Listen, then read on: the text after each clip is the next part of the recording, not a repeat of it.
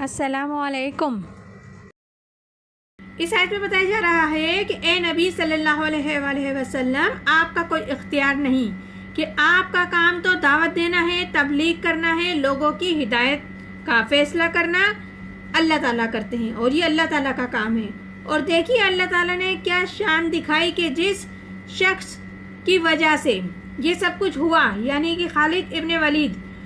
کی وجہ سے آپ زخمی ہوئے تو حضور اکرم صلی اللہ علیہ وسلم شکست ہوئی، تو حضور اکرم صلی اللہ علیہ وآلہ وسلم کی ہی زبان مبارک سے اسے خطاب دلوایا گیا اللہ کی تلوار کا۔ خالد اللہ کی تلوار کو کہا جاتا ہے، اللہ کی تلواروں میں سے ایک تلوار ہے۔ تو اس لیے اللہ تعالیٰ نے فرمایا اے نبی، یہ آپ کے اختیار میں نہیں، اللہ چاہے گا تو انہیں ہدایت دے گا تو وہ توبہ کی تو وہ توبہ کر لیں گے یا وہ ایمان لے آئیں گے، یا اللہ چاہے